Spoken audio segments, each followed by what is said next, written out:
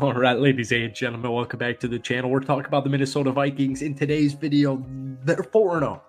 They're 4-0. Week 2, week 1 against the Giants, whatever.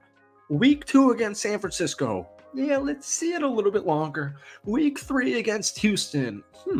Maybe this team is legit. Week 4 against my Green Bay Packers on the road with a healthy enough Jordan Love deployed out there. I think the fact of the matter is the Minnesota Vikings are one of, if not the best team in the NFC, folks, at this point in time. All right. We said, the entire summer, the Vikings are a 7-10 win team. And most of your guys' concern, I'm talking about Vikings fans watching this video, most of your concerns had nothing to do with the talent or the quarterback position. Your concerns had to do with the difficulty of the schedule. As you've seen, playing San Fran, playing Houston, and playing Green Bay, folks, this team is 4-0. I get it. The second half was a little bit dry for Minnesota. They did have a really nice possession in the fourth quarter to pretty much seal the deal. But folks, welcome back to the channel. We're talking about the Minnesota Vikings on today's video. If you guys can hit that like button, hit that sub button. If you guys haven't already, Vikings fans, throw me a bone here. We'll talk about it in a second. 4-0, if we could try and get this video to 400 likes, that would mean the world to me. I will also pin and put in the description my Vikings YouTube channel that I made last week. It was 28-0. Almost at halftime. And honestly, just consider, who was it, Naylor, who had that fumble? It should have been 28-0 heading into halftime. In fact, it probably could have even been 31 or 35-0 heading into halftime. But Jalen Naylor botches the punt return at the end of the first half. This game was my living nightmare. It really was. It was 28-0. And I just want to say, the only reason I'm not pissed off right now as a Packers fan is because we came back into this football game, all right? That's the only reason. 31-29. Game of two halves, for sure. I do like the aggressive mentality from the Minnesota Vikings. I understand you want to preserve your lead. It was 28-7 after halftime, and things just got a little bit complacent, right? Brian Flores and this defense, you kind of go into cover two. You don't want to give up big time plays. Last thing you want to do up 28-7 at halftime is give up a 60-yarder to Jaden Reed or whatever, right? Offensive play calling, kind of similar boats. Penalties were a pain in both teams, but Sam Darnold, Aaron Jones, my freaking legend, Justin Jefferson, the defense, every single member of this defense, to be honest with you, I was really worried after that first half, like, is Jordan Love not Jordan Love? And obviously he's banged up, injuring his MCL in week 1 against Philly. But let's get into this video. So Sam Darnold, all in all, continues to put up one of the best seasons at the quarterback position in the NFL. And he had that one interception to Xavier McKinney that we kind of reviewed after the fact, and it didn't seem like an interception. Coming from a Packers fan, it did not look like my safety had full possession of that football. So technically, Sam Darnold for the afternoon, 20-28, 275 yards, 3 touchdowns, and that just mentioned interception. But like I said, I don't really think that was an interception. The Packers did have a strip sack fumble from Keyshawn Nixon on Sam Darnold late in that football game. But other than that, my only thing with the Vikings is just winning the turnover battle. And if you are, somebody fumbles it, Aaron Jones, Sam Darnold, or Darnold throws an interception, that stuff you can deal with as long as your defense is forcing turnovers, causing turnovers, and, Darnold's not having multi-interception games or somebody's not having a multi-fumble game. That's stuff that just, comes with football.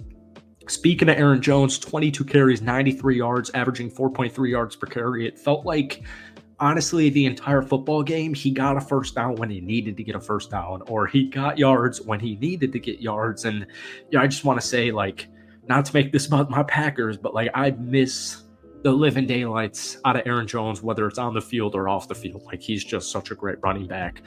Sam Darnold had a nice 12-yarder early on in the game, but outside of that, we only saw 3 carries from Ty Chandler. We're going to breeze through the receiving room because I have to talk about this defense with Brian Flores, because it's the best defense in the NFL as far as I'm concerned, even though they technically gave up 29 points. Most of it was garbage time. Justin Jefferson, 6 catches, 85 yards, and a touchdown. I know Jair Alexander, the Packers cornerback, 1 didn't play.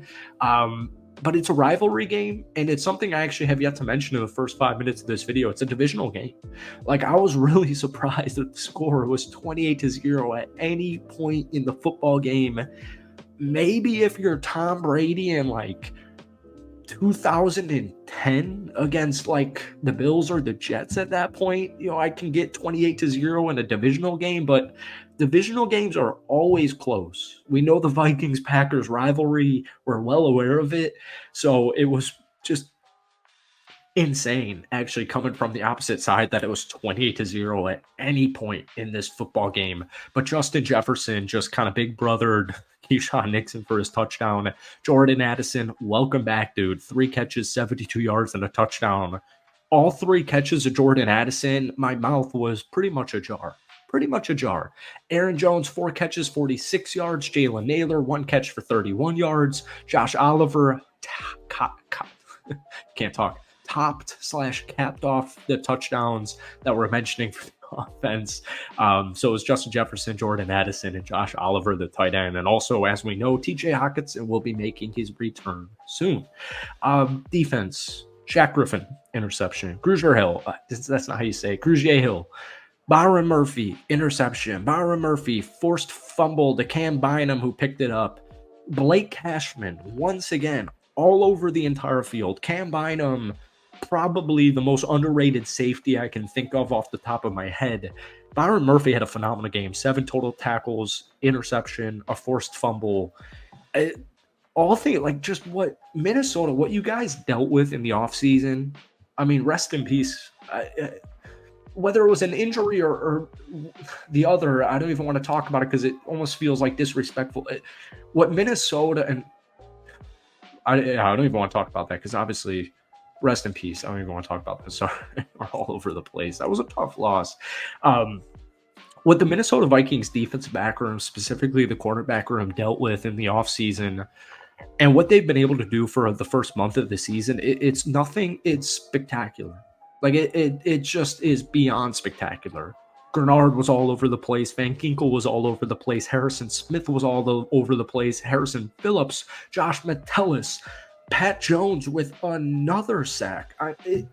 It's insane. And Ivan Pace Jr. even missed this game. Like, this Vikings team is insane. You are 4-0 coming off victories on the road against Green Bay, at home against Houston in a blowout, and at home against San Francisco. And you went on the road against the Giants in the first week and blew them out. Like, this is crazy. The Broncos just took down the New York Jets on the road. The Jets are your home opponent next week, and then you have the bye week.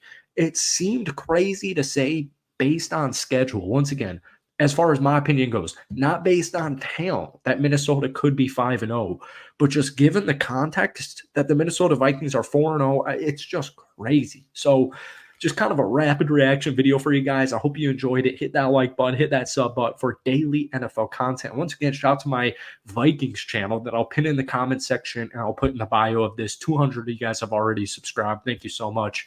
And that's it for me, folks. Don't be shy. Give me some Vikings hype down below in the comment section. I can deal with it. It's just week 4. Thank you for watching. Have a great rest of your weekend. Have a great week. I know you will.